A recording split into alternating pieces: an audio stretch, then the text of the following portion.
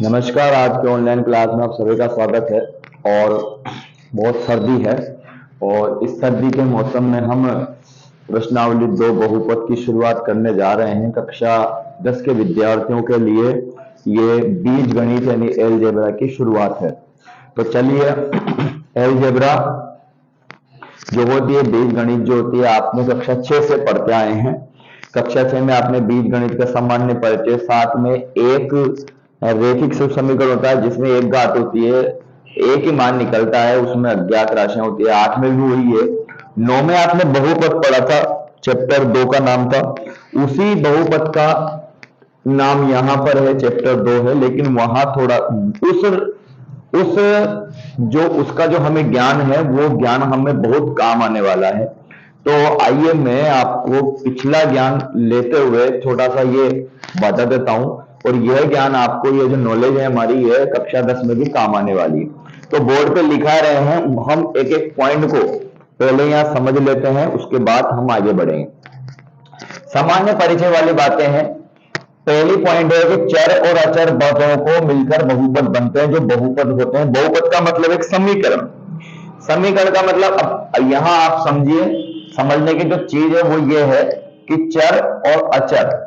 चर का मतलब होता है जिनका कोई फिक्स नहीं होता है।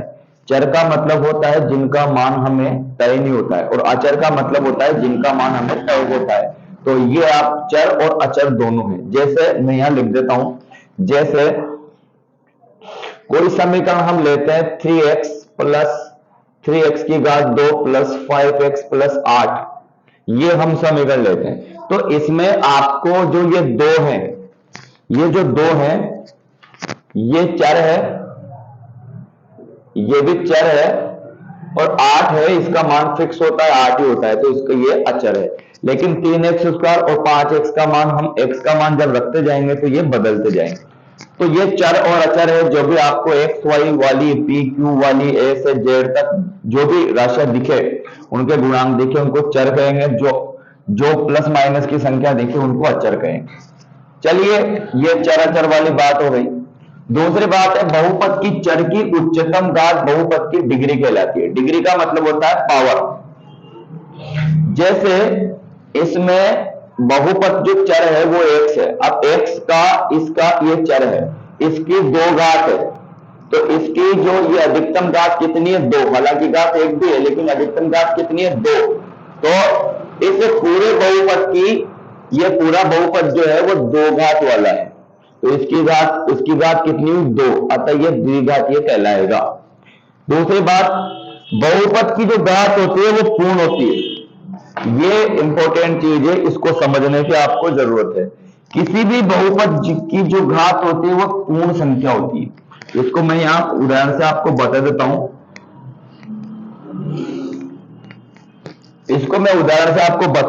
बहुपद की जो घात होती है वो पूर्ण संख्या होती है। जैसे मैं कोई सा भी बहुपद लिखता हूं, 2x की घात 2, 5x प्लस 8, ये एक बहुपद लिख दिया। 3x की घात 3 प्लस 5x प्लस 7। अब 3/x प्लस 4/y प्लस 8/3, इसके अलावा √x √y प्लस 8 बराबर। अब यहां पर आप समझिए कि इसमें हमें बहुपद कौन कौन से हैं। कक्षा 9 में पूछा जाता है कि निम्न में बहुपद कौन है, कौन नहीं है। तो आप समझिए, बहुपद की जो घात होती है, हमने बात, बहुपद की घात होती है, चर की उच्चतम घात होती है।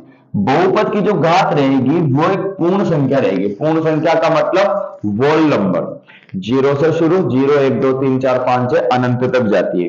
तो जो, अब आप इसमें देखिए, इन चारों का उदाहरण बताने का मतलब कि कौन कौन से बहुपद है, कौन कौन से बहुपद नहीं। इसमें आप देखिए, x की सबसे उच्चतम घात कितनी है? 2। 2 पूर्ण संख्या है, अतः ये बहुपद है। इसमें 3 है, इसकी उच्चतम घात, ये बहुपद है। लेकिन यहां पर देखिए आप, ये 3/x और 4/y। अब अगर आप देखें इसको, तो ये x ऊपर जाएगा तो इसकी घात हो जाएगी -1। उसी प्रकार से y ऊपर जाएगा तो उसकी घात हो जाएगी -1। अतः ये ऐसे आएगा 3x की घात प्लस 4 और प्लस 8/3 आएगा। इससे हमें कोई अचर पद से कोई मतलब नहीं रहता। एक की पावर -1 और -1 जो है पूर्ण संख्या नहीं है, वो पूर्णांक संख्या में आती है, अतः ये बहुपद नहीं है, ये दोनों बहुपद है। इसी प्रकार इसको आप जब कोई भी घात अंडर रूट में रहती है उसको हम लिखते हैं x की पावर 1/2। उसी प्रकार से y की पावर 1/2 प्लस 8 बराबर 0। अब x की पावर कितनी है? 1/2। 1/2 पूर्ण संख्या नहीं है, अतः ये बहुपद नहीं है। तो हमारे ये सबसे इंपॉर्टेंट चीज है कि बहुपद की घात पूर्ण संख्या होती है कक्षा 9 के विद्यार्थियों के लिए। कक्षा 9 में सवाल आता है कि कौन सा बहुपद है, कौन सा बहुपद नहीं है। तो जिसकी घात पूर्ण संख्या होती है, वो नंबर होती है, वह बहुपद है। चलिए अब आता है जिस बहुपद में एक घात होती है उच्चतम, उसको हम रेखिक बोलेंगे, लाइनर पॉलिनोमियल। द्विघातीय यानी क्वाड्रेटिक पॉलिनोमियल। जिसमें दो घात होती है उसको द्विघातीय, जिसमें एक घात होती है उसको रेखिक, और तीन घात वाले को त्रिघातीय। हमारे कक्षा 10 के पाठ्यक्रम में ये वाला है, इस पे आप गौर कीजिए। जिसमें जैसे इसका एक उदाहरण ये रहा, इसकी दो घात है यानी इसको द्विघातीय बोलेंगे, तीन घात वाले को त्रिघातीय बोलेंगे, तीन घात वाले को तीन घातीय बोले। मैं सबका एक एक उदाहरण लिख के बता देता हूं। सबसे पहले आता है रेखिक। रेखिक जैसे 3x प्लस 9 बराबर 0। अब इसमें इसकी घात कितनी है? 1। तो इसको बोलेंगे हम रेखिक। इसको क्या बोलेंगे हम? रेखिक। इसका जो मानक रूप होता है वो होता है ax प्लस b बराबर 0। ये इसका मानक रूप होता है। द्विघातीय, द्विघातीय का एक उदाहरण ये है, मैं लिख देता हूं 2x की पावर, ये इसका मानक रूप है। ये इसका आप बराबर 0 लगा सकते हैं, ये भी लगा सकते हैं, कोई दिक्कत नहीं है। तो 2x की, अब इसमें x की घात कितनी है? 2, यानी इसका जो मानक रूप है वो बहुत इंपॉर्टेंट है, ये काम आएगा। एक्स स्क्वायर की जो घात होती है उसका जो गुणांक होता है उसको a कहेंगे, x का गुणांक उसको b बोलेंगे, और जो अचर पद है वो c बोलेंगे। और त्रिघातीय, त्रिघातीय का मतलब होता है तीन घात वाला, जैसे तीन घात कर दो। अब इसमें तीन घात होगी, इसका मानक रूप a x की घात 3, b x की घात 2, c x प्लस d और आ जाएगा। इसमें d जो है ये अचर पद आ जाएगा। तो ये चर है, ये चर है, ये चर है, ये चर है, ये चर है, ये अचर है, ये चर है, ये अचर, यानी सिंगल राशि जो होती है वो अचर होती है। तो ये आपका तीनों प्रकार के बहुपद आ गए, रेखिक, द्विघाती, त्रिघाती। उसके बाद रेखिक बहुपद के जो ग्राफ होता है वो सरल रेखा बनती है। कक्षा 9 में आपने बना रखा है प्रश्नावली 4 में, उसमें आपने एक घात वाले बहुपदों का जो ज्यामिति निरूपण किया था वो एक सरल रेखा ही थी। आपने डिब्बे ऐसे बनाए थे, आपको याद होगा, ग्राफ में एक्स और वाई ऐसे डिब्बे बनाए थे, तो एक सरल रेखा ही थी। तो रेखिक, हम ज्यामिति निरूपण यहां भी पढ़ेंगे। तो रेखिक बहुपद का जो ग्राफ होता है वो सरल रेखा होती है। द्विघातीय बहुपद का ग्राफ हमने नहीं पढ़ा है यहाँ, और यहां हम थोड़ा सा देखेंगे। इसका परवलय आकार का होता है, परवलय। तो ऐसा जो बनता है, ऐसा बनेगा या फिर ऐसा बनेगा, ऐसा यू आकार का बनेगा। और तीसरी जो इंपॉर्टेंट चीज है, सबसे इंपॉर्टेंट चीज है जो ये है, वो ये है इसमें कि बहुपद का शून्यक वह मान होता है जिसको बहुपद में रखने पर बहुपद का मान शून्य हो जाए।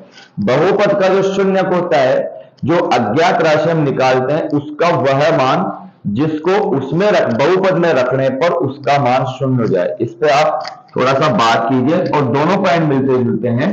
आप देखिए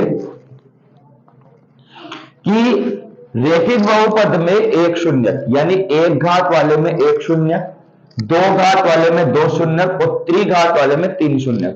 कहने का मतलब है कि जितनी घात वालों बहुपद रहेगा उतने ही शून्यक इसमें निकलेंगे। तो एक घात वाले में एक शून्यक, द्विघात वाले में 2 शून्यक और त्रिघात वाले में 3 शून्यक। जैसे बहुपद का शून्यक पहले मैं बता देता हूं। जैसे कोई बहुपद लिखा अपन ने, रेखिक बहुपद हम लिखते हैं। रेखिक बहुपद पर लिखा हमने 3x प्लस 15 बराबर 0। अब इसमें हम x की घात 1 है, इसका x का मान निकालेंगे। तो 3x बराबर -15 और x बराबर -15/3, यानी x का मान निकल गया 5। तो ये जो -5 है x का जो, तो ये इस बहुपद का शून्यक है। ये इस बहुपद का क्या हुआ दोस्तों? शून्यक। यानी इस बहुपद का ये x बराबर -5, 3x प्लस 15 का शून्यक है। शून्यक का मतलब बहुपद का शून्यक वह मान होता है जिसको बहुपद में रखने पर, अगर बहुपद में रखेंगे 3x प्लस 15 में x की जगह 5 रखेंगे, x की जगह हमने कितना रखा? 5। तो जो परिणाम आता है बहुपद में रखने पर, बहुपद का मान शून्य हो जाता है। इसका मान क्या हो जाता है? शून्य। तो देखिए 5 3 15 और प्लस 15 में से 15 गया तो 0। यानी बहुपद का जो मान होता है, बहुपद का जो शून्यक होता है, उसको बहुपद में रखने पर उस बहुपद का पूरा मान शून्य हो जाता है। अब आप जोड़ कीजिए, बहुपद का शून्यक वह मान होता है जिसको बहुपद में रखने पर बहुपद का मान शून्य हो जाता है। दूसरी स्टेप, रेखिक बहुपद। ये रेखिक बहुपद है, इसमें शून्यक 1 निकलेगा, बहुपद शून्यक 1 रहेगा, जो हमने कक्षा 8 में 7 में किए। तो द्विघात बहुपद में 2 शून्यक निकलेंगे। पहले शून्य को हम अल्फा कहेंगे, दूसरे शून्य को हम बीटा कहेंगे। तो जितनी घात रहेगी उतने शून्य लेंगे, और त्रिघातीय बहुपद में 3 शून्य लेंगे। तो आप शून्य का ध्यान रखें। शून्य का मतलब जो हम हल निकालते हैं, जो हम सोल्व करते हैं, वो शून्य है। तो ये आपका बेसिक है। इसके बाद हम इसका ज्यामितीय निरूपण करके और हम इसको हल करेंगे। अब प्रश्नावली 2.1 में आपको 6 चित्र दिए हैं।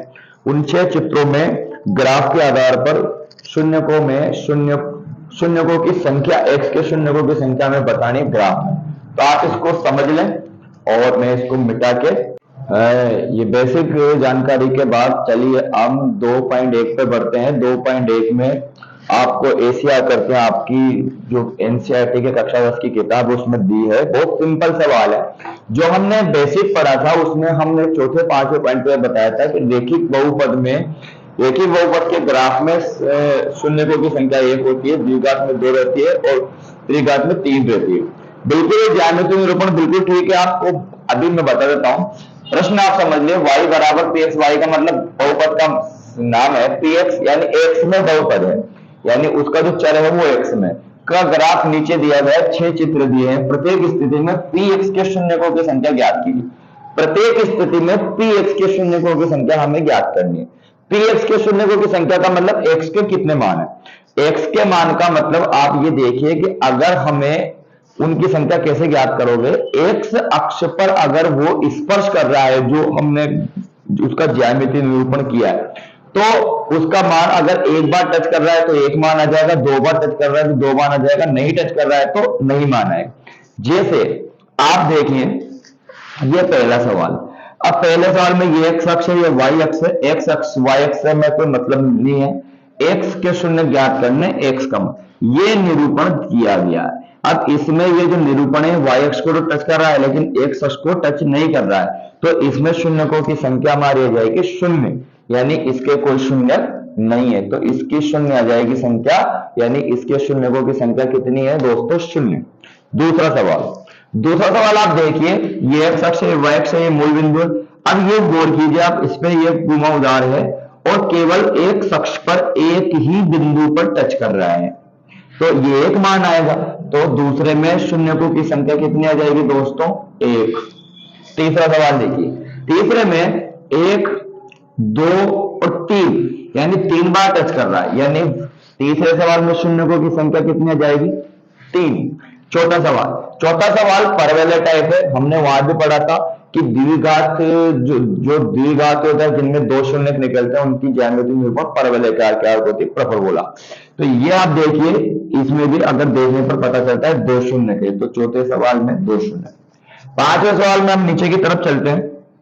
आप देखिए इस पांचवें सवाल में आप देखिए 1 2 3 और 4, तो 4 मान निकलते हैं, यानी पांचवें सवाल का जो हमारा आंसर है वो 4।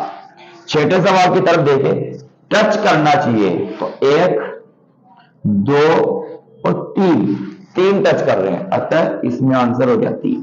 ये हमारे 2.1 है। इसी तरह से आप प्रश्नावली 2.1 से पहले जो उदाहरण है उसमें भी 6 सवाल है, उसको भी आप हल करें, और अगर कोई कंफ्यूजन आए तो कमेंट, अगर तो कोई प्रॉब्लम आती है तो हमें बताएं।